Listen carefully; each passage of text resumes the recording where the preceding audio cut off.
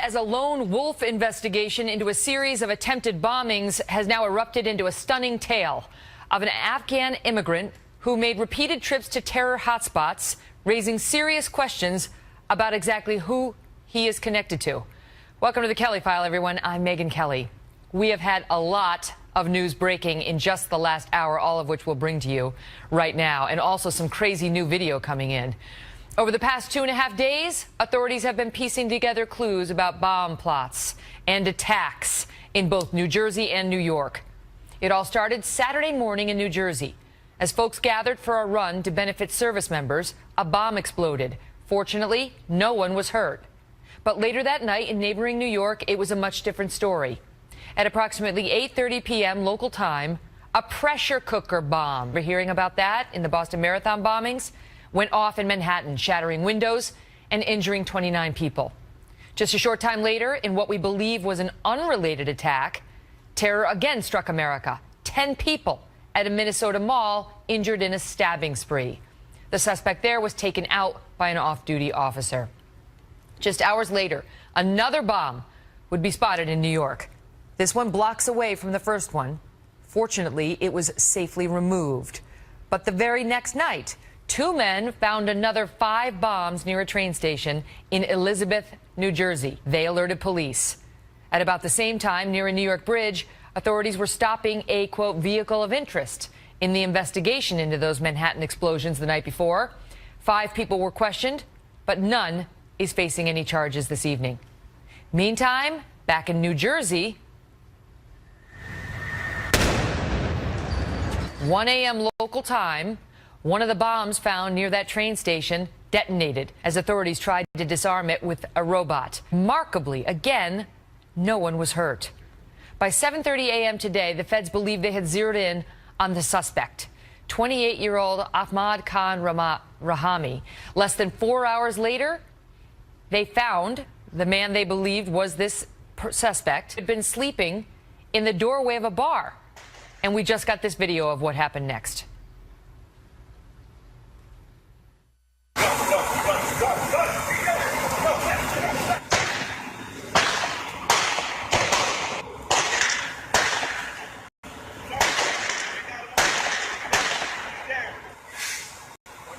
A wild shootout that left 2 officers injured before the suspected terrorist was finally taken into custody in video that is just remarkable.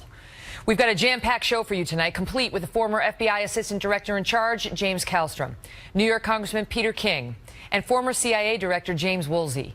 But we begin with our Chief Intelligence Correspondent, Catherine Herridge, reporting live from Washington. Catherine? Megyn, tonight the FBI is focused on Rahami's overseas travel and at least 3 trips to his native Afghanistan. A law enforcement source says the frequency of the trips was not suspicious at the time because of his family ties, and a number of trips did not suggest Rahami had outside help to finance the flights. A second law enforcement source backed up the account, adding the FBI is now investigating who Rahami met with and whether they planted the seeds of radicalization. Rahami immigrated to the U.S. with his family when he was 7 years old, and he's a naturalized U.S. citizen. And late today, new information about prior contact between the FBI and Rahami after a domestic dispute. The victim alleged that Rahami also showed signs of possible radicalization. 2 sources confirmed to Fox the FBI followed up on the lead, but there was not enough to pursue it, and the original allegations were withdrawn. Here's how the FBI described the contact at today's news conference. There's nothing to indicate that currently he was on our radar. We had a report of a domestic incident some time ago. That was the allegations were recanted, and I don't have any other information. We'll keep digging. While police say they are not looking for other suspects or a broader cell, they are running down leads from the New York City surveillance video you see here where the pressure cooker bomb exploded, injuring 29. We identified, well, we have a video of 2 persons who picked up the bag, took the device out of it, and then walked off with the bag. Now, we went back to see where they came from. They looked like they were 2 gentlemen just strolling up and down 7th Avenue at the time. We have no information that would link them to this at all. However, we still want to talk to them. Based on the initial forensic review, 2 government sources said the bombs looked like the work of an amateur rather than someone who had formal hands-on training, because the damage and injuries today could have been so much worse, Megyn. Catherine, thank you. As investigators piece together what drove this man to plant multiple bombs in New York and New Jersey, there are new and potentially alarming pieces of information to take into account. And they involve his Pakistani wife and reports of a brother who openly voiced support for Islamic Jihad. For more on that, we go to Trace Gallagher live in our West Coast newsroom. Trace? And Megyn, despite Ahmad Rahami not being on the FBI's radar as someone who might have been radicalized, those who know Rahami saw things much differently. His friends say he used to be a normal guy who wore sweatpants, T-shirts, and spent time modifying and racing souped-up Honda Civics. But 27-year-old Flea Jones, who grew up with Ahmad Rahami, told Fox News that when Rahami came back from Afghanistan a couple of years ago, he'd grown a beard and was much more reserved. Listen to him. His whole attire and appearance was different. He more was into dressing into his religious, and from back then he dressed like a normal person, like regular. Rahami's high school sweetheart and mother of his daughter told FoxNews.com he used to be the class clown but became a deadbeat dad who hated gays, the military, and railed against American culture. The mother of Rahami's child here in the U.S. also says he had a wife and child in Afghanistan. But today, New Jersey Democratic Congressman Albio Sirez says the wife was in Pakistan because in 2014, Rahami contacted his office for help in getting her to the U.S. Watch. Did his wife ever get to the United States? I assume she did. At the time, she was pregnant, and in Pakistan, they told her that she could not come over until she had the baby because she had to get a visa for the baby.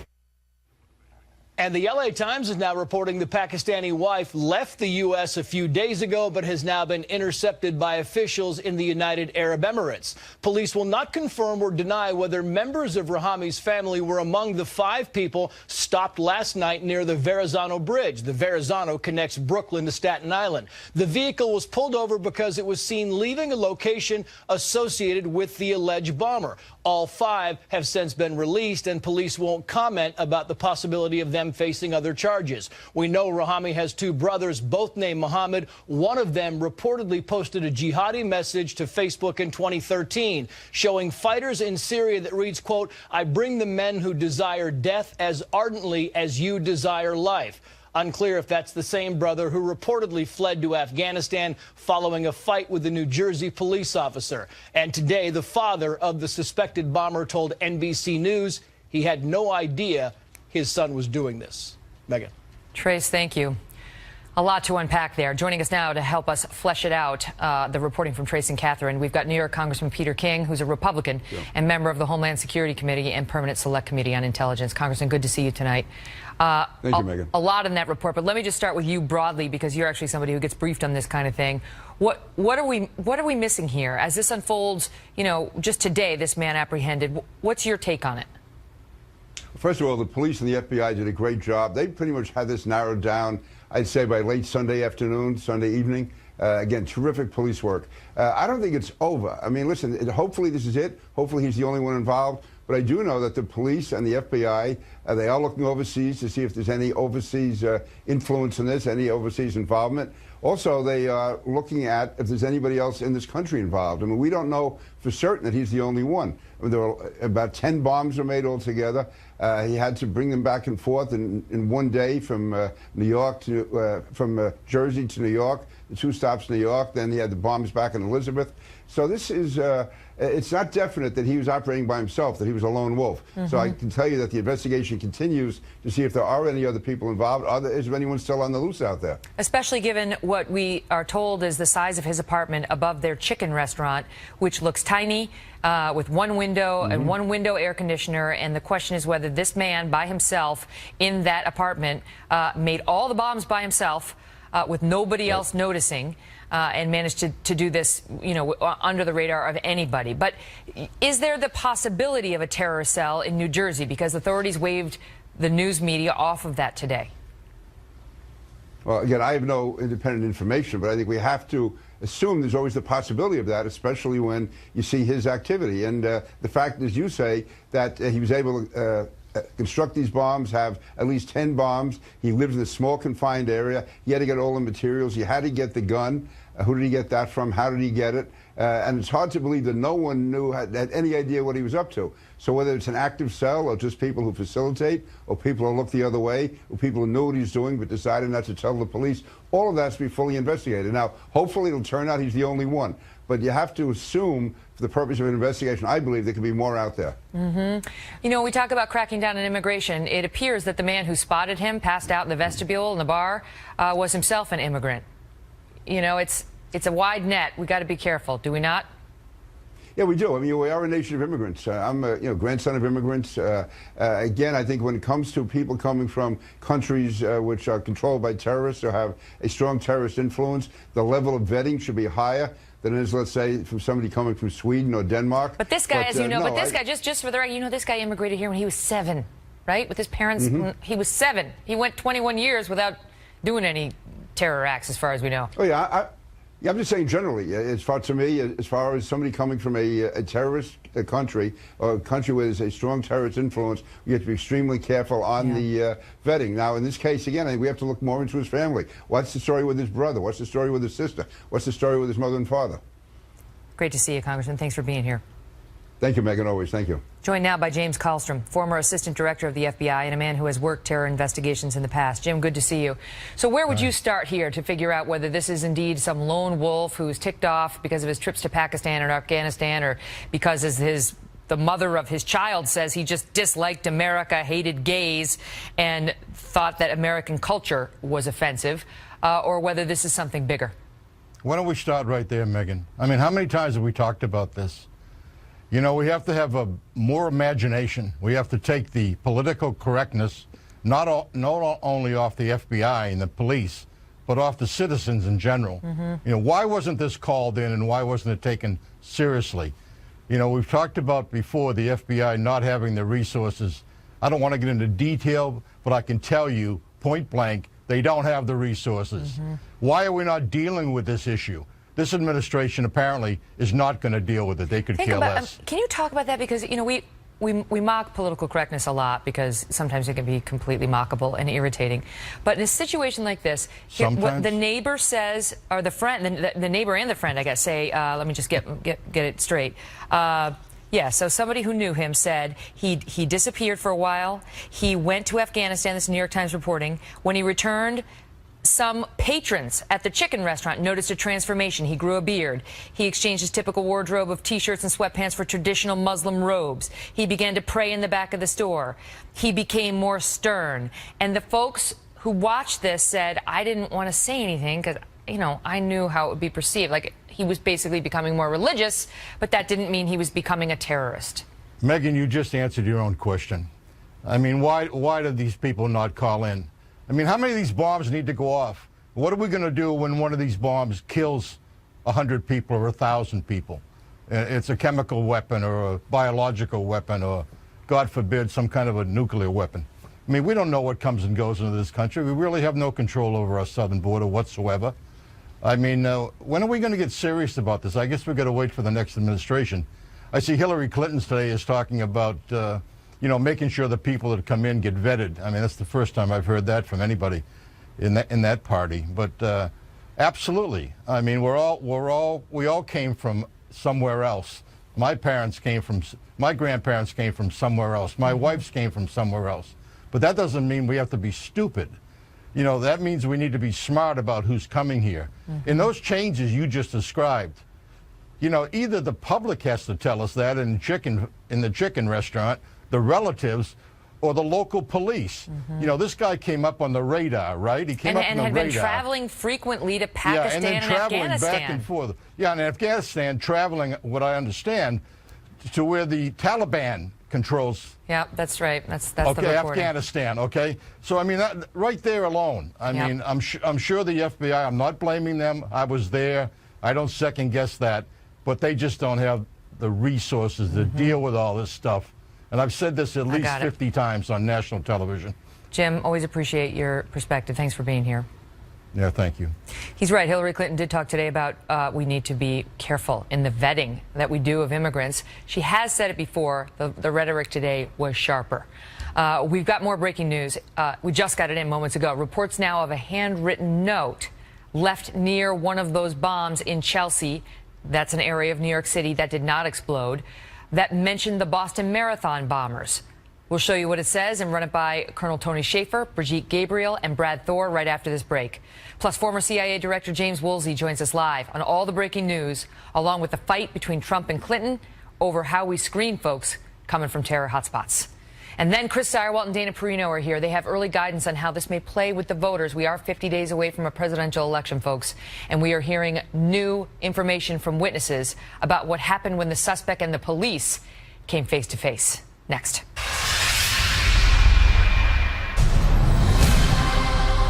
Breaking tonight, we are getting a new video now of the terror suspect accused of planting a series of bombs in New York and New Jersey. Here you're seeing him trying to take off after police caught up with him in Linden, New Jersey. We are also learning more about how this suspect managed to build and plant a series of devices that each had the power to kill any number of people close enough to the blast radius. Rick Leventhal is live at the scene of the New York blast with a closer look at that. Rick? And Megyn, the suspect believed to have planted devices in 4 different locations, including here on 23rd Street. A pressure cooker bomb, very similar to the one used by the Boston Marathon bombers. It was packed with BBs and ball bearings and injured 29 people when it went off. Then there were pipe bombs in 2 locations in New Jersey, including Seaside Park. And then there was that device on 27th Street, another pressure cooker bomb left inside a duffel bag. Some strange things happened. First, a couple of guys picked up the duffel bag and took the pressure cooker out of it, apparently to steal the duffel bag. And they left with that duffel bag, but left the pressure cooker on the street. And then a woman who lives on that block came outside when she heard the explosion on 23rd Street. She saw the pressure cooker on the street. She's a photographer. She came down here to check out this blast. Then she said she couldn't get the other pressure cooker out of her head. She went back up to 27th and looked at it again, took pictures of it. She was concerned because there were wires coming out of it and duct tape and a cell phone attached, so she called the police. The bomb squad showed up and told her to run, which is what she did. And, of course, that turned out to be a similar device. It did not explode. And then last night in Elizabeth, New Jersey, at the train station there, a couple of guys got very lucky, homeless guys, picked up a backpack. It was heavy. They thought it might be filled with valuables. They say they walked 800 to 1,000 yards until they noticed wires coming out of that backpack. So they got scared. They put it down and they called police, who sent in a robot to check out that bag. And of course, that's when one of those pipe bombs detonated. Megyn, authorities say those 2 men were not only lucky to be alive, but also may have saved hundreds of others. Megyn. Unbelievable. Rick, thank you. Also just coming into us moments ago, reports of a handwritten note found near one of the unexploded bombs, not yet confirmed by Fox News, making allusions to the 2013 Boston Marathon bombers, who also employed pressure cookers in an act of terror. Joining me now, Lieutenant Colonel Tony Shaffer, who's a CIA-trained former senior intelligence officer, Brigitte Gabriel, the author of Because They Hate, and Brad Thor, who is a best-selling author and former member of the Homeland Security Department's Red Cell Unit. Good to see you all.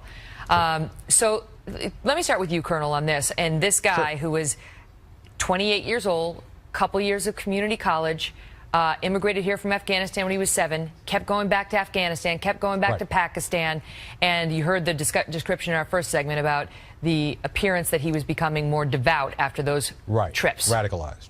Right. Well, that's the key. I mean, look, Megyn, this is not the first time we faced this. Back right after the 9/11 attacks, I ran something called Operating Base Alpha. We were a joint operation looking at al-Shabaab because there were great radicalized communities in places like Detroit and Minneapolis.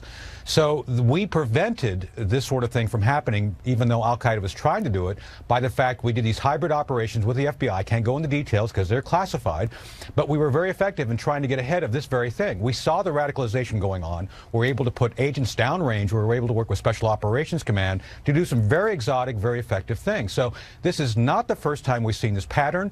Faisal Shahzad did the same thing in Times Square. So what we're seeing here, Megyn, it's not a lack of capability or understanding of how radicalization happens or how to get ahead of it. It's a policy decision to not do the right thing to get ahead of it. You know, Brigitte, there is a question about if he kept traveling overseas and did have a brush with law enforcement. The woman dropped the charges, but he had a brush with law enforcement that was violent. and going to terror hotspots. Then he comes back.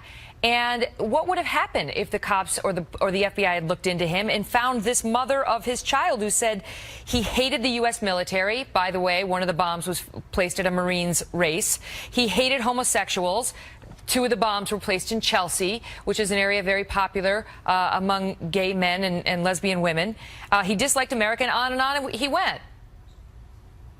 Well, all the signs were there. It's not like they didn't know him. They were familiar with him. They had his pictures. Immediately, they put it up on national media. So he was under the radar, and they could have saved lives if they would have done their job. The problem, again, like what Tony said, it's coming down from the top. It's the policy where the blind is leading the blind. The agents are walking around with shackles around their ankles. They can only do certain things. They are forbidden from taking action when they know they need to take action, lest they lose their job or they be reprimanded. It's the policy of the Obama administration. You know, Brad, some of in the media are coming out tonight saying, hey, be a New Yorker, you know, be cool. This is what happens. I actually think it's a testament to the safety of America that people are so alarmed by this still, and that this isn't just, oh, another day, another bombing. Because then you're Israel. I mean, with all due respect and love to our friends in Israel, this is how they've been having to live for a long time, except they're more prepared.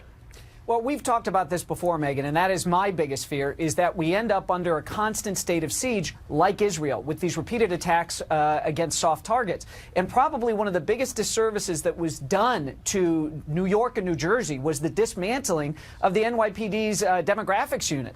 You know, we need to be penetrating Muslim communities, not to entrap people, not to harass them or violate their civil liberties, but we need to be putting agents in there so that we can spot these things. We need tripwires, and political correctness is forcing us to pull out all the tripwires, so you have no warning of this. You don't know that this is going to happen until it happens. And that is the most dangerous thing facing America right now, is political correctness. What do you make about the sophistication of the detonation technique and of these reports about the bombs potentially having something called HMTD in them, which I'm told makes a very powerful bomb, very, very deadly? Well, that tells me 2 things. First, this was a dry run. This was something that he was trained to do. I'm sorry, this was not a lone wolf.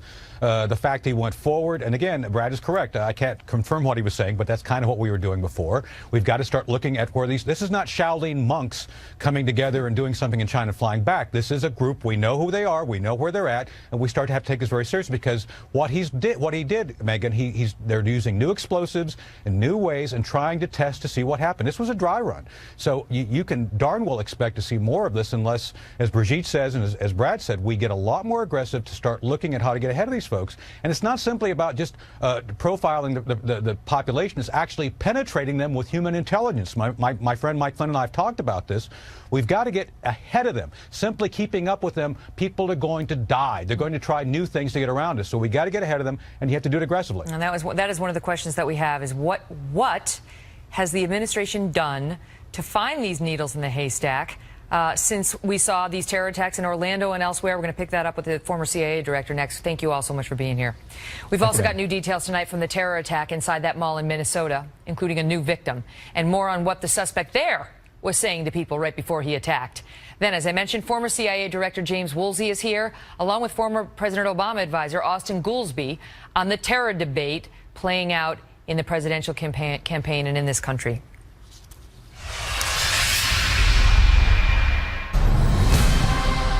Breaking tonight, we are learning new details on the man behind another potential terror attack inside the U.S. over the weekend. On Saturday night, just about an hour outside of Minneapolis, in St. Cloud, Minnesota, a young Muslim man storming a crowded mall and going on a stabbing spree, reportedly yelling in Arabic and demanding to know if his victims were Muslims. In moments, we will be joined by former CIA Director James Woolsey on the terror threat we face. But first, we begin with our senior correspondent, Mike Tobin, who is live in St. Cloud, Minnesota, with the new details and the latest in that investigation. Mike?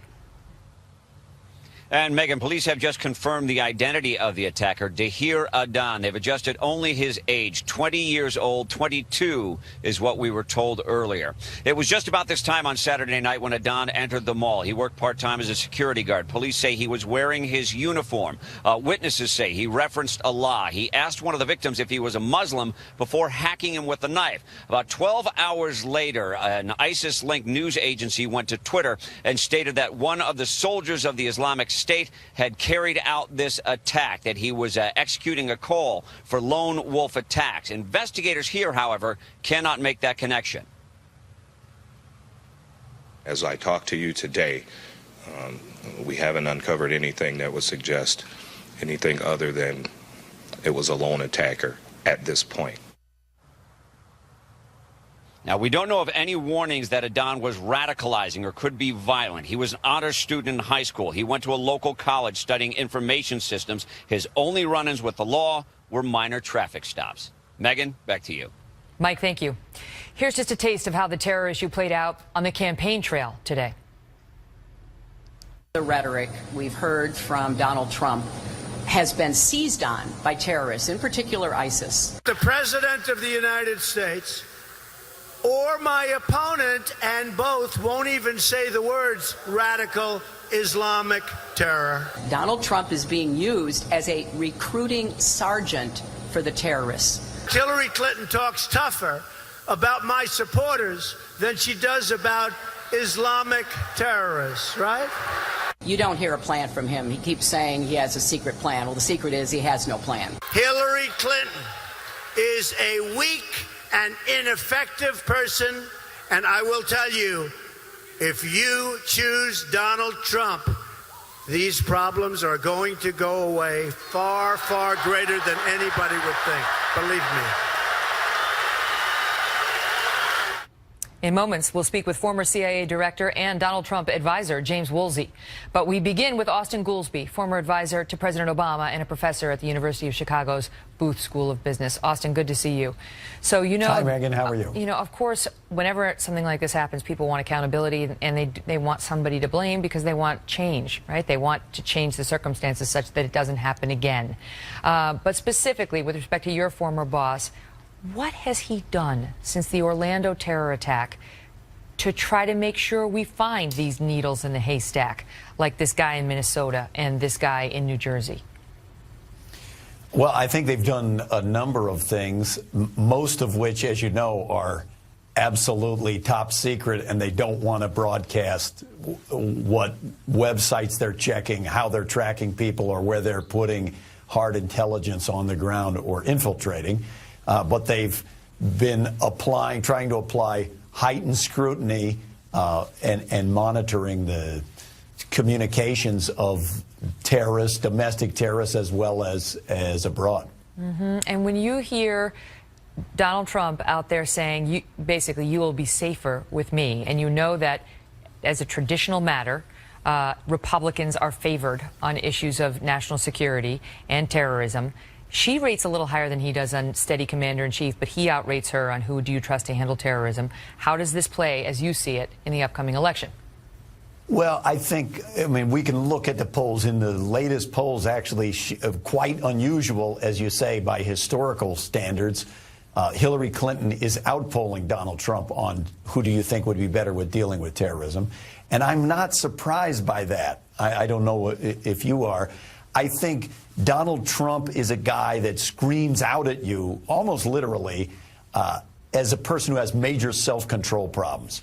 And you do not want, as commander-in-chief at a moment of crisis, somebody who has major self-control problems.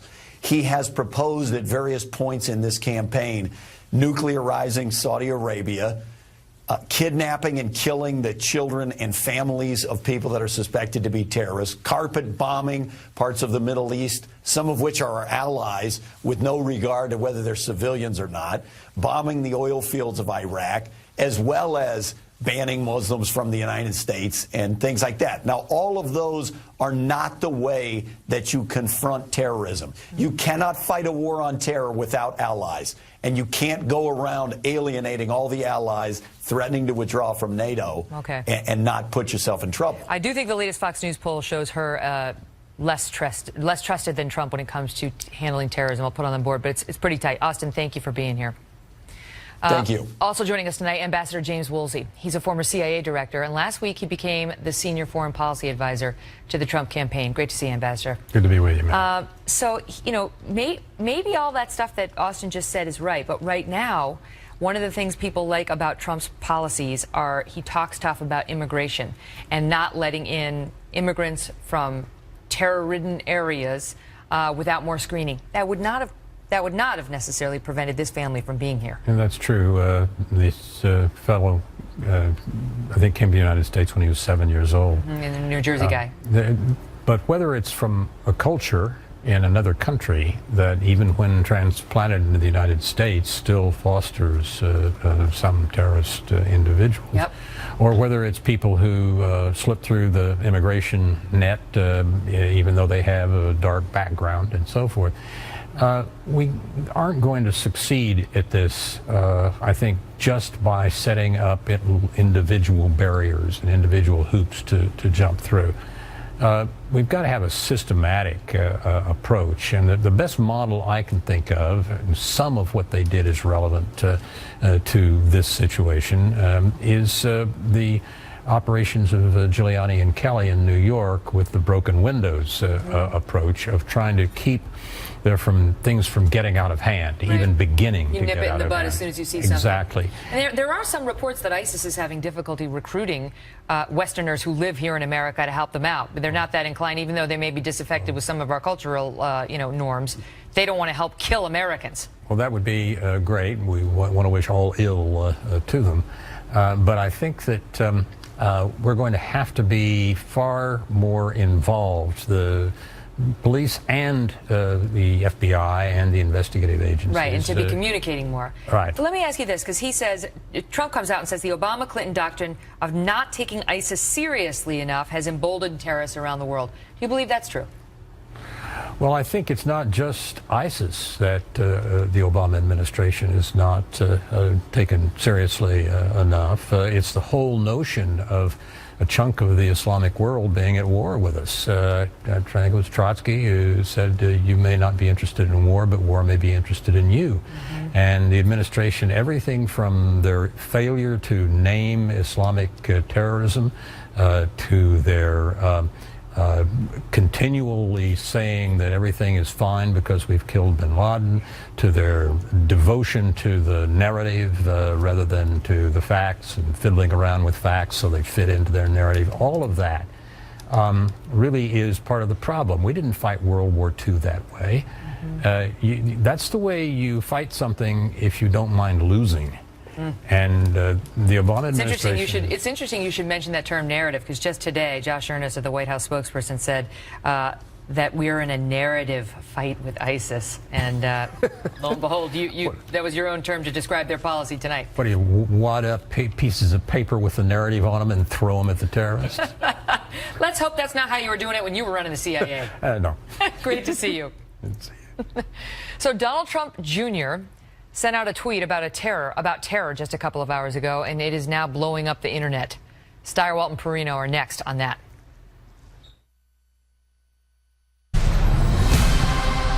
I saw this guy I didn't think that he's the guy. I just confronted him because he was leaning towards the door, which was a little cracked. So I thought, let me warn him that he might get hurt, you know. How did you feel when you found out that he was the guy the country's looking for? I was like shaken, like when I saw his face, and like it looked so familiar because I was watching the news since morning on my laptop. I said, this guy looks so much alike, you know. They said, let's call it.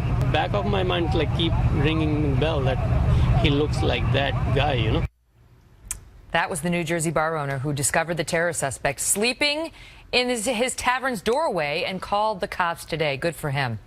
All this comes just 50 days before the presidential election, and Donald Trump Jr. brought new heat to the political fight just a couple of hours ago with this tweet that says, if I had a bowl of Skittles and I told you just 3 would kill you, would you take a handful?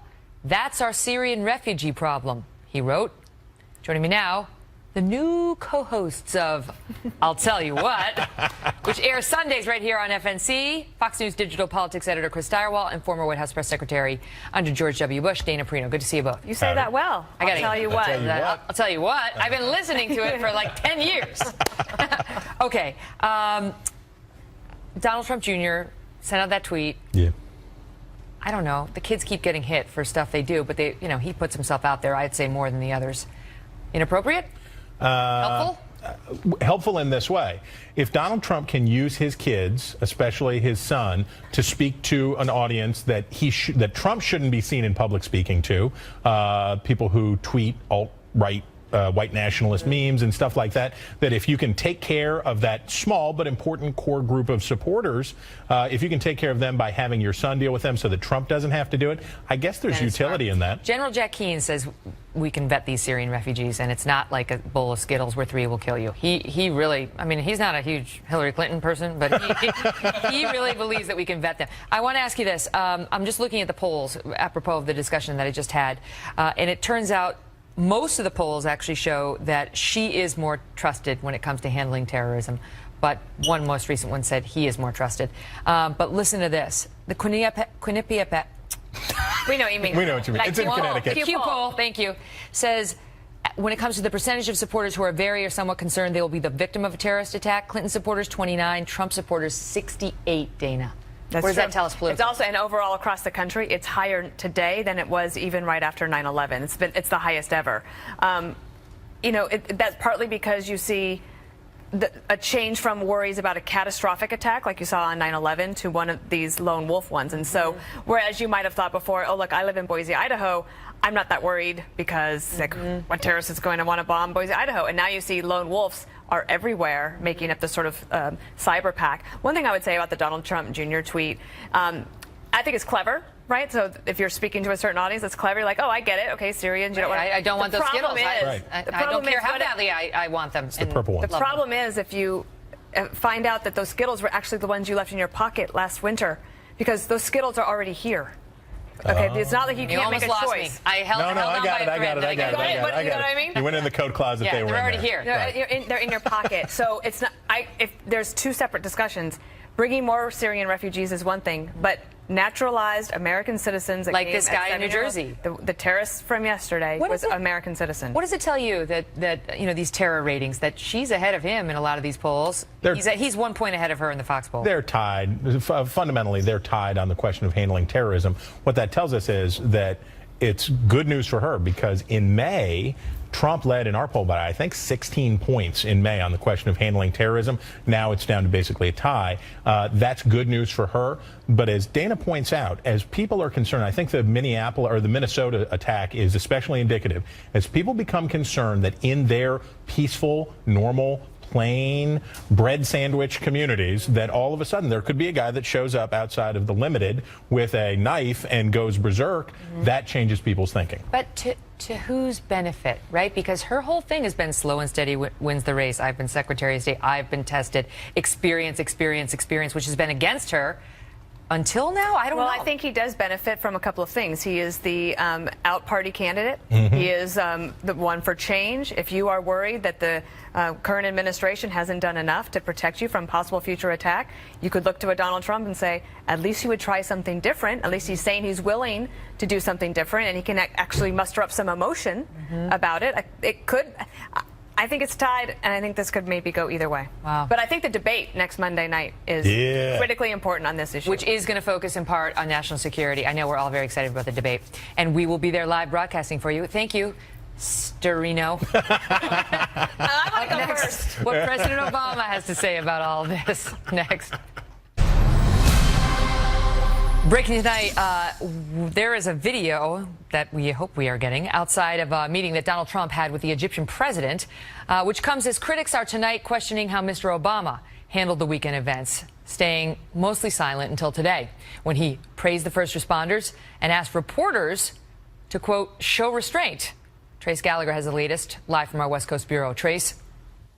Megyn, 56 minutes after the first bomb exploded in Chelsea, President Obama spoke at the Congressional Black Caucus Awards in D.C. The president made no mention of the attack, though it's unclear if he'd been briefed. He did, however, make a joke about ISIS, and at the very same time, a young Somali man was accused of going on a stabbing spree in St. Cloud, Minnesota that wounded 10, a stabbing that ISIS claimed responsibility for. On Sunday night, the president appeared at a private New York fundraiser just blocks away from where the bomb exploded in Chelsea. The president went after Fox News, Rush Limbaugh, and Donald Trump, but again, no mention of the attack. Later that night, 5 pipe bombs were discovered near a train station in Elizabeth, New Jersey. Today, as the news was breaking in the arrest of suspected bomber Ahmad Rahami, the president made his first public comments about the attack, offering prayers for the victims, praise for police, and scolding the media. Watch.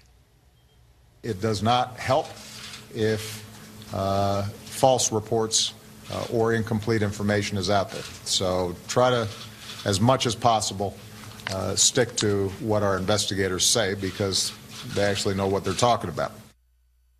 And although New York Governor Andrew Cuomo had already called the attacks terror and the president had spoken with Cuomo, Mr. Obama did not use the same description. Instead, he referred to, quote, explosions. Megyn. Well, if we stuck with just what the official said, we'd be repeating Mayor de Blasio, who said it wasn't terror, which, of course, now we know it was. Trace, thank you. We'll be right back.